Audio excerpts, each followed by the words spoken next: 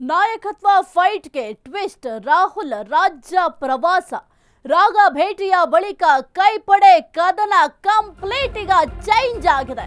ಈ ಒಂದು ನಾಯಕತ್ವ ಫೈಟ್ಗೆ ಈಗ ಹೊಸದಾಗಿ ಟ್ವಿಸ್ಟ್ ಸಿಕ್ಕಿದೆ. ರಾಹುಲ್ ಅವರು ರಾಜ್ಯ ಪ್ರವಾಸ, ಇನ್ನು ರಾಗ ಭೇಟಿಯ ಬಳಿಕ ಕೈಪಡೆ ಕದನ ಕಂಪ್ಲೀಟ್ ಚೇಂಜ್ ಆಗಿದೆ. ಶುವೇಗ ನ್ಯೂಸ್ ನಲ್ಲಿ ಬಿಗ್ ಎಕ್ಸ್ಕ್ಲೂಸಿವ್ ಸ್ಟೋರಿ ಇದು. ನಾಳೆ ದೆಹಲಿ ಪ್ರವಾಸ, ನಿನ್ನೆಯೇ ಖರ್ಗೆ ಜೊತೆ ಮಾತುಕತೆ ಮಾಡಿದ್ರು.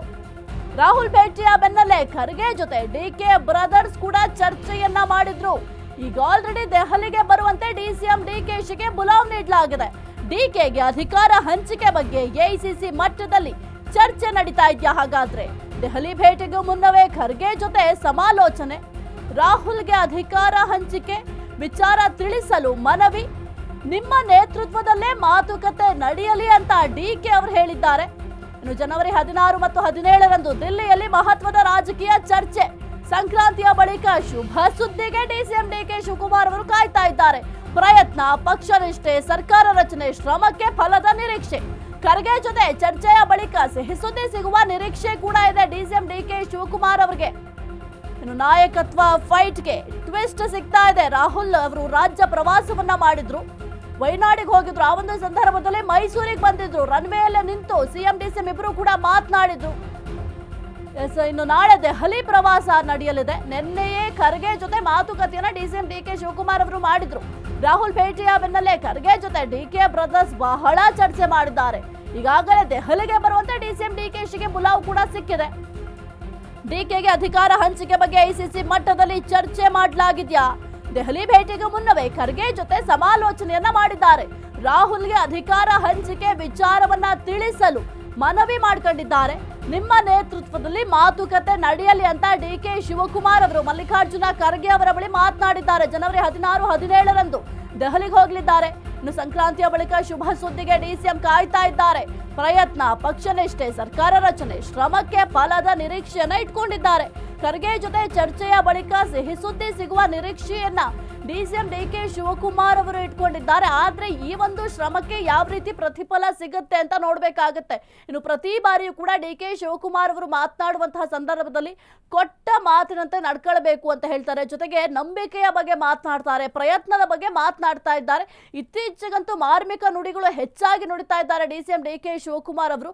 ಜೊತೆಗೆ ಇನ್ನು ರಾಹುಲ್ ಗಾಂಧಿ ಅವರು ಕೂಡ ಮೈಸೂರಿಗೆ ಬಂದಿದ್ರು. ಯಾವ ಕಾರಣಕ್ಕೆ ಅಂತ ವಯನಾಡಿಗೆ ಹೋಗಬೇಕಾಗಿತ್ತು, ಅದರ ಬೆನ್ನಲ್ಲೇ ಮೈಸೂರಿಗೆ ಬಂದಿದ್ರು. ರನ್ವೇನಲ್ಲಿಂತೂ ಸಿಎಂ ಡಿಸಿಎಂ ಇಬ್ರು ಕೂಡ ಮಾತುಕತೆಯನ್ನು ಕೂಡ ಮಾಡಿದ್ರು.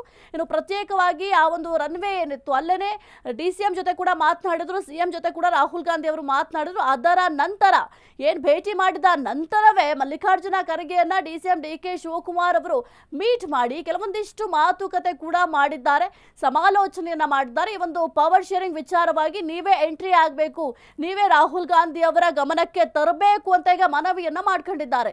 ಹೆಸರು ಕುರಿತು ಹೆಚ್ಚಿನ ಮಾಹಿತಿ ನೀಡ್ತಾರೆ ನಮ್ಮ ಪ್ರತಿನಿಧಿ Deepa Kukwada. Deepa, very good morning. ಸದ್ಯಕ್ಕೆ ನಾಯಕತ್ವ ಫೈಟ್ಗೆ ದೊಡ್ಡ ಟ್ವಿಸ್ಟ್ ಸಿಗುತ್ತೆ ಎಂಬ ಪ್ರಶ್ನೆ ಕೂಡ ಸದ್ಯಕ್ಕೆ ಮೂಡ್ತಾ ಇದೆ. ಮೊನ್ನೆ ರಾಹುಲ್ ಗಾಂಧಿ ಅವರನ್ನ ಸಿಎಂ ಡಿಸಿಎಂ ಇಬ್ರು ಕೂಡ ಭೇಟಿ ಮಾಡಿದ್ರು. ಈಗ ಡಿಕೆ ಶಿವಕುಮಾರ್ ಅವರು ಮಲ್ಲಿಕಾರ್ಜುನ ಖರ್ಗೆ ಅವರನ್ನ ಭೇಟಿ ಮಾಡಿ ಸಾಕಷ್ಟು ಮಾತುಕತೆಯನ್ನ ಮಾಡಿದ್ದಾರೆ.